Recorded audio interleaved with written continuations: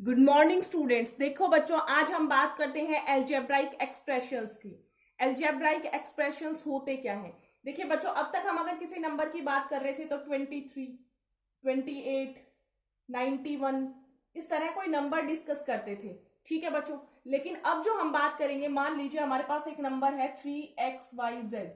बच्चों ये आपके पास एक नंबर है, ठीक है। अगर हम इस बात नंबर की बात करें तो इस कंप्लीट को हम क्या बोलेंगे बच्चों? ये एक टर्म है।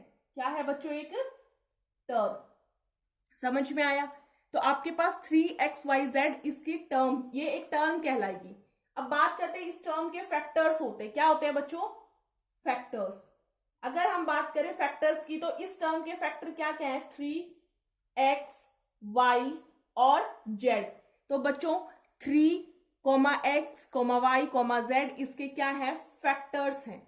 देखिए एक टर्म थी 3xyz, उसके फैक्टर्स हो गए आपके पास 3x, y और z। तो बच्चों इनके कॉफिशिएंट्स, ये कॉफिशिएंट्स हैं। अगर हम बात करें इसके कॉफिशिएंट्स की तो कॉफिशिएंट दो टाइप के होते हैं, कांस्टेंट और लिटरल। अगर हम बात करें कांस्टेंट, इन सारों में से कांस्टेंट आपके पास कौन सा कॉफिशिएंट है? तो सिर्फ 3 है। जो नंबर है वो आपके पास कॉफिशिएंट कांस्टेंट वाला है। अगर बात करें लिटरल की तो वो क्या है बच्चों? x है, y है और z है। ठीक है, ये आपके पास कैसे कॉफिशिएंट्स हैं? जो लिटरल है।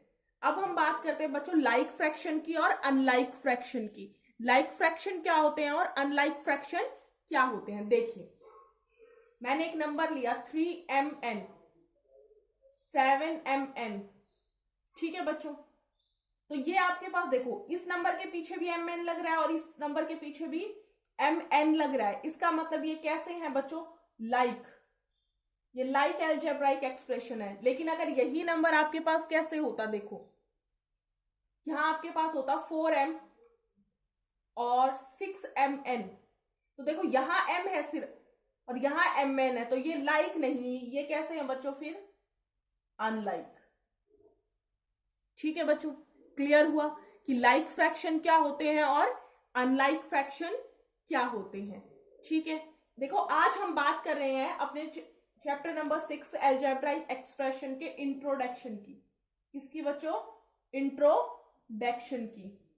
तो आज हम सिर्फ इंट्रोडक्शन करेंगे इनका और कुछ क्वेश्चंस को बाद में डिस्कस भी करेंगे। तो वो देखिए आप कैसे। देखिए बच्चों, अब मैंने आपके पास कुछ टर्म्स लिख रखे हैं, जैसे 7m, 7m-2 और 7m² + 3m-2। ये कुछ टर्म्स आपके पास है। अब इन टर्म्स में आपको ये बताना है बच्चों कौन मोनोमियल है, कोई बाइनोमियल है और कौन सा ट्राइनोमियल है। देखो बच्चों, मोनो का मतलब मैथ के अंदर होता है 1। क्या होता है बच्चों? 1। तो इनमें से सिर्फ एक टर्म कौन सी नजर आ रही है? देखो साइन यहाँ पे कुछ भी नहीं है, इसके आगे पीछे कुछ भी नहीं, इसका मतलब सिर्फ ये एक है और एक टर्म है। इसका मतलब यहाँ पे आप इसे क्या बोलोगे बच्चों? मोनोमियल। मैथ में मोनो का मतलब 1 होता है, इसलिए 7m क्या होगा बच्चों? मोनोमियल। अब बात करते हैं 7m-2। देखिए यहाँ दो नंबर आपको, दो टर्म नजर आ रही है, एक ये वाली और एक 2 वाली। ठीक है बच्चों, तो ये आपके पास क्या होगा? बाइनोमियल। मैथ्स में 2 को बाई बोलते हैं, BI। ठीक है बच्चों, तो ये होगा बच्चों बाइनोमियल। अब यहाँ देखिए 3 टर्म्स है, 1, 2 और 3। तो बच्चों ये आपके पास होगा क्या? ट्राइनोमियल। क्या होगा? ट्राई का मतलब मैथ में क्या होता है बच्चों? 3 होता है। तो ये आपके पास बच्चों क्या होगा? ट्राइनोमियल। क्लियर हुआ बच्चों? अब ये तो आपको समझ आ गया कि ये मोनोमियल हुआ, ये बाइनोमियल हुआ, ट्राइनोमियल हुआ। लेकिन बच्चों ये जितने भी हैं आपके पास, ये सारे पॉलिनोमियल होते हैं। क्या इनका? देखो आप क्या होता है, हमारी एक फैमिली होती है। सपोज कीजिए ये एक पूरी एक फैमिली है। अगर हम बात करें, इस फैमिली का नाम है, कोई भी लगा लीजिए आप, शर्मा फैमिली लगा लीजिए, ठीक है, या फिर आप गुप्ता फैमिली लगा लीजिए। ठीक है, मान लीजिए ये एक पूरी फैमिली है, गुप्ता फैमिली। ठीक है, तो यहाँ ये गुप्ता फैमिली के परिवार के सदस्य हैं। क्लियर हुआ कि ये यहाँ उनके सदस्य हैं। ठीक है, एक पूरा परिवार होता है, परिवार में हर इंसान के अलग अलग नाम होते हैं। ऐसे ही उस पूरी फैमिली को आप क्या कहोगे बच्चों? पॉलिनोमियल। ठीक है, और उसके बाद हर पॉलिनोमियल अलग है, ये मोनोमियल है, ये बाइनोमियल है, ये ट्राइनोमियल है।